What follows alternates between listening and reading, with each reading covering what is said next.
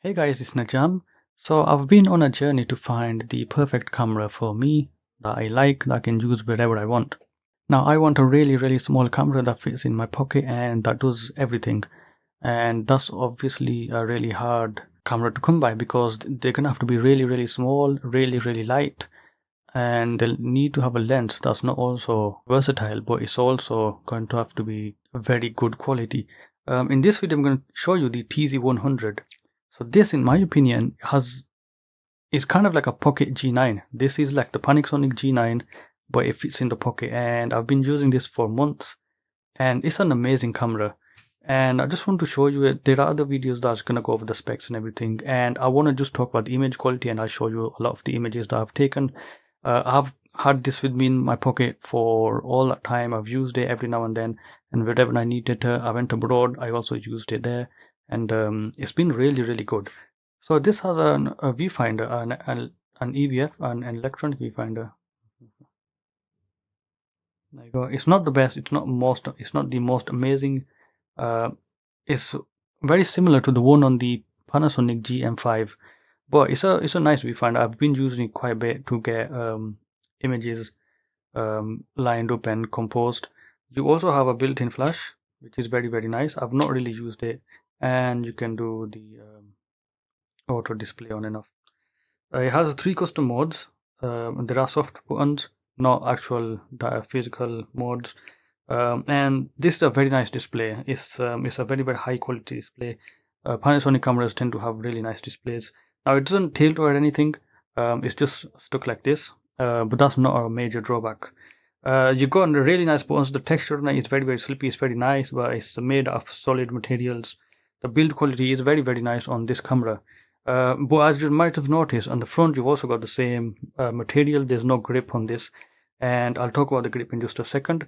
Now, if you look at the top, you do have the lens specifications. So this goes from 25 to 250 millimeters, and actually it's one of the reasons I actually got this is because of its lens. The lens is very nice. It has a 10 times optical zoom. It's an f2.8 at the wide end, and it's an f5.9 at the long end at the 250 millimeters.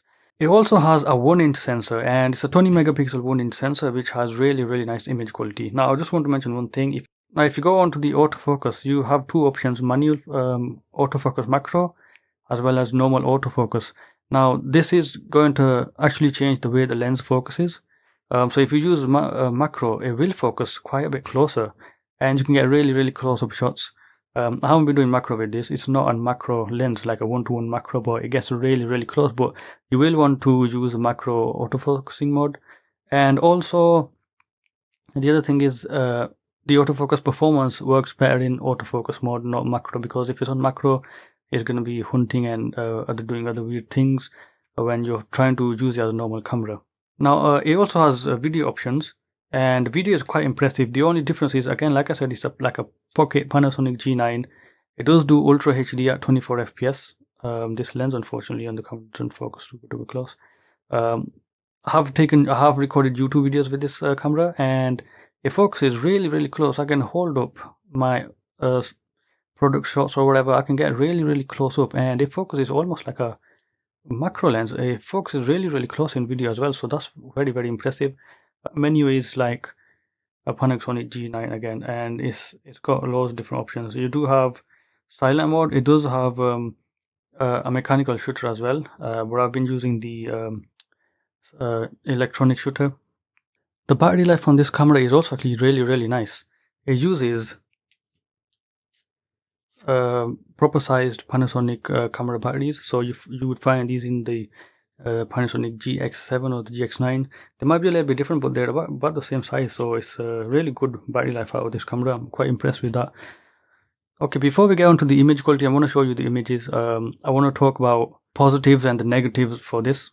So what I love about this is the image quality is actually a very nice image quality out of this. If you use lower ISOs, you get the same performance as a Micro Four Thirds camera, but it's a really tiny camera compared to a G9 or even a GM5 with an equivalent lens like this. This collapses into the body, so it's much smaller, and you get 20 megapixels, which is very nice. 1-inch sensor, that's very nice. It's a really good quality camera. The sensor is very nice. I love the display on this, and the optical viewfinder and the user experience of this camera is very nice. The 4K video that this has is excellent. I really do like it. Now it does become a little bit noisy at higher ISOs or when you're in darker situations, but for the most part it's actually very nice, very sharp video quality. And also I just wanted to mention, actually I didn't show you this, but if you have digital zoom enabled, you can actually go to about 1480 millimeters equivalent. That is really far away, and that's in Ultra HD, so it does have a different crop unfortunately. But if you go ahead and change that to 1080p, it has a wider crop, so you can see that how it adjusts. You have Ultra HD and a wider video. You see the tiny adjustment. But if you use Ultra HD, it is wider overall, but also because it's digital cropping, the zoom will be only 12,040 millimeters, so which is a very long focal length anyways. But so you don't really need to worry about that. Back to 24p. Now let me talk about the negatives about this. Overall it's a very excellent camera, but it does have some negatives. Number one is it doesn't have a grip, and I didn't think it would be an issue. I actually bought this knowing that it doesn't, whereas the TZ200 does, and it also has a different lens on it, which is 15 times zoom I think. But this camera doesn't have a very comfy grip, and I was using it, and when I started using the viewfinder, it felt like it wanted to just slip out of my hands and just sort of fall over, and that's because it's not a very light camera. Even though it's a very small camera, it is considering the other cameras out there. If you're talking about mirrorless cameras, then this is better than them, as in terms of weight, but it's actually quite a bit heavier than the LF1 over here, which in my opinion is an actual pocket camera because it's much smaller. The lens comes out as well, but it's only about this much, so it's very small, but the weight is like much less on this camera. But because it doesn't have very grippy grip, no pun intended, it does want to sort of fall over onto the side, and also because of the way it does become a little bit uncomfortable to hold. Now this is a travel camera, so you're gonna put this in the bag or something like that. It does come with a luxury kit, which is the one I have, and it comes with a pouch that has a strap on it, so you can hang that around your neck and you can take this out. And I think this is going to be used with two hands, and for that it's an excellent camera. Now the other thing I want to mention, negative stuff, is about the image quality, and that is the aperture on this lens. While it does show f2.8, compared to a micro four thirds system which I used, you actually get a darker exposure of the same aperture from this lens, which is very interesting. Now that is something to know of. That does mean it's going to increase noise in the images. And also another negative is the lens quality is actually not that amazing. And I think it's very important to have a really nice quality lens. This lens, for the most part, is nice. You can use it as a travel camera. It's going to take great images. I'll show you my images. The lens on this camera does have really nice image quality for the most part, especially the center, which is going to be really sharp. But I have noticed at wider focal lengths like 25 millimeters or 28 millimeters, it does have soft corners, and personally I just don't like that. The center is sharp, the edges tend to be a little bit soft. Also, when you zoom into like 50 millimeters or 100 millimeters, it's actually a really good image quality. You get a really sharp image. But when you get into the longer focal lengths, like 250 millimeters, it is a little bit soft, just a tiny little bit soft. So with that out of the way, let's get on to the image quality. Now this image was taken at night time, and it was really dark. You can see that there is a lot of noise in the image, and that's because it's at 10,000 ISO, and I have brightened it quite a bit as well, so that's why you get noise. The lens does have soft corners, as you can see over here. It does show you some softness in the corners.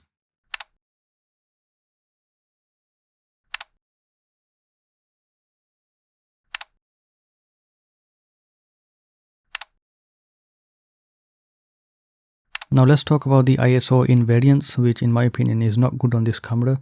So this shot was an ISO 1000, and I took the same shot at ISO 80 and boosted it up, and you can see it has a magenta cast in the image.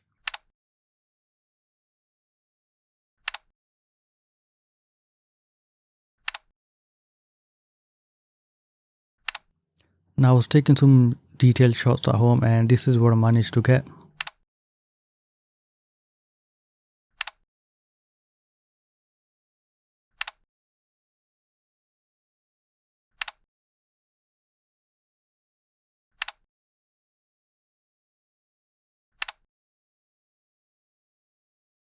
Low light from this camera is actually pretty nice if you do a little bit of noise reduction and you don't try to make it look like daytime. And you can see you can get really nice detail and it's a really clean image. This is a ISO 1600, and as you can see I've done a bit of noise reduction and it looks pretty respectable. Now this is another image showing you the ISO in variance. I have boosted this image up quite a bit and you can see the magenta cast in the image.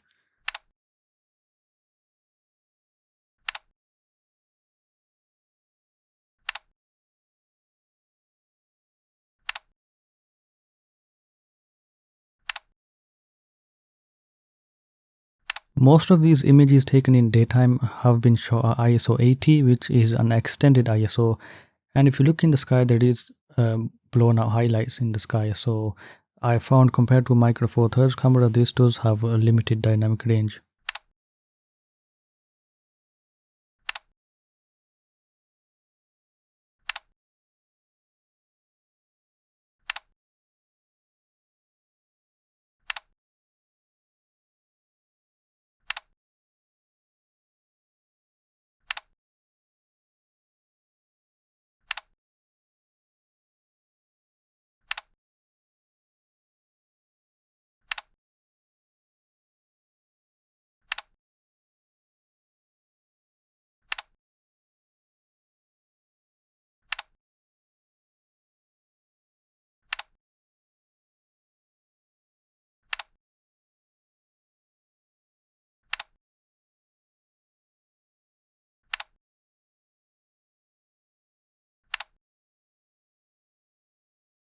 Overall, this is a really good camera. I can't really find much bad to say about this.